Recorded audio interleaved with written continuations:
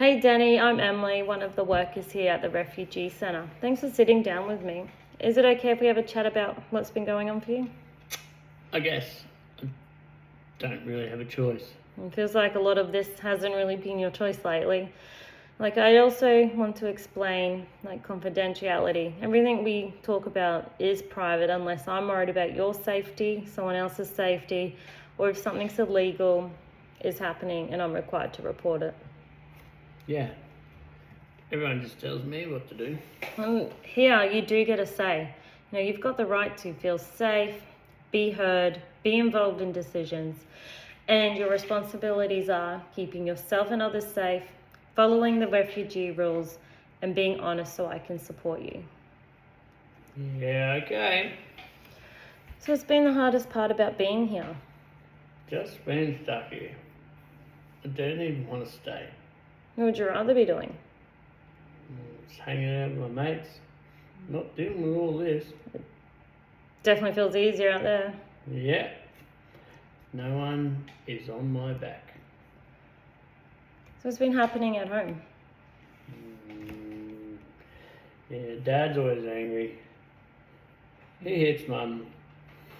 Oh, but he used to hit me too. Danny, that is not okay. Yeah, well, no one does anything about it. Sounds like you felt, pretty alone in it. Yeah. I know you mentioned you've got court coming up. Do you know what's happening with that? Yes, sentencing is in like 5 weeks. And how are you feeling about it? I don't know. Probably bad. Has anyone explained what could happen at court? Not really. I just have to go with it. Okay, that's fair. It can be confusing. So basically the court will look at everything like what's happened, your behaviour since, and what supports you've engaged with. Then they decide what outcome is appropriate, like probation conditions and other orders. The good thing is you're here, you're engaging, and that actually helps your situation. Really? Yeah, it shows you're willing to work with support. What do you think you'd want the court to understand about you? Yeah, that I'm not just some bad kid. Exactly. So, you do want to show them, what you've been dealing with, what you're trying to make, that you are trying to make better choices, and that you're engaging with support. Even having a stable address here helps because the court wants to see you've got somewhere safe to stay.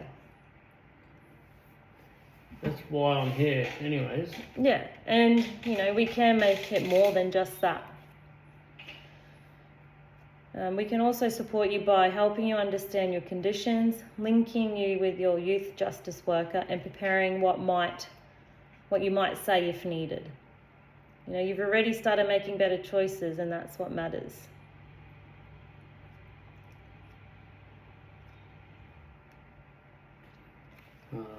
Yeah. Well, my mate asked me to hold some weed for him. Okay, thanks for telling me, Danny. Can I ask, what made you say yes to holding it? I don't know. He's just my mate. I didn't want to look like a dog. He said he'd get in more trouble if he got caught than I would. So are you trying to say, you're just trying to help him out, not cause problems in your friendship? Yeah. I get that. Loyalty is important. At the same time, though, it puts you in a tough spot, especially with what's already going on for you. Just checking, you do have that court coming up in 5 weeks, yeah? Yeah, 5 weeks. Yeah, all right. So that's important because if you're found with drugs again, it could definitely impact the outcome, even if it wasn't yours. Yeah, I didn't really think about that. It's okay, that's why we're talking it through. But I do need to be clear, under the service policy, we can't have drugs on site. So I just need to check, do you have it on you now? Yeah, it's in my backpack. All right, so here's what we'll do. You've got 2 safe options, okay? You can hand it to me and I'll follow the safe like I'll follow our safe disposal procedure, or I can support you to dispose of it safely now. You're not in trouble. This is just about keeping you safe and not making things harder for court. Yeah, I don't want to mess up my court stuff. It's totally a good call. You're really thinking ahead. Yeah. Is it okay if I just give it to you? Yeah, this is a good example of how quick decisions can have bigger impacts, especially when you've got court coming up. So next time, what do you think you might do differently? I'm just probably gonna say no. No. Yeah, or even step away from the situation. All right, thank you, Danny, for telling me about the weed. But I do, I just want to start discussing with you, because I know we got your meeting coming up with your parents in a couple of days.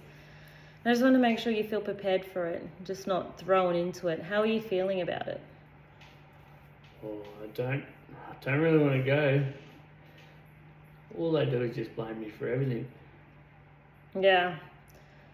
Sounds like you're expecting it to turn into an argument. What usually happens when you do try to talk to them?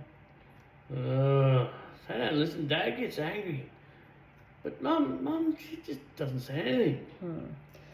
So it kind of feels like you're not being heard, things escalate quickly and nothing really changes? Oh, yeah.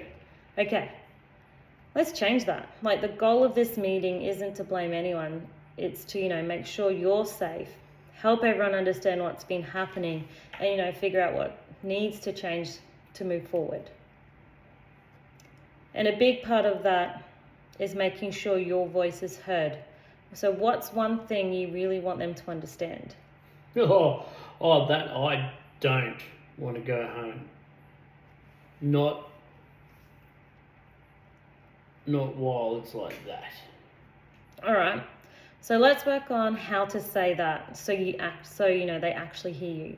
Instead of it coming out as anger, we can use like, I feel safe. I feel unsafe at home when there's fighting, and I need things to change before I come back. Yeah, that sounds better. I'm not going back. Do you want to try saying it? Yeah. I feel unsafe, and I don't want to go back unless things change. That was really clear. It's exactly the kind of communication that helps.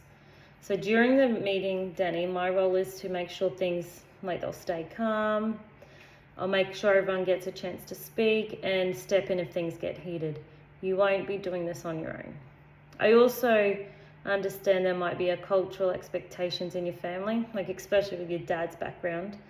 We'll make sure the conversation is respectful but still focused on the safety and well-being. And if your dad does get angry, like, what do you normally do? I used to react, but now I just shut down or walk off. No, that makes sense.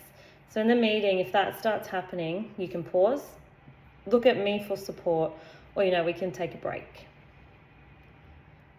And so during the meeting, my role is to so this meeting can also help show the court that, you are engaging with support and you're working towards better outcomes. Yeah, that's probably a good thing then.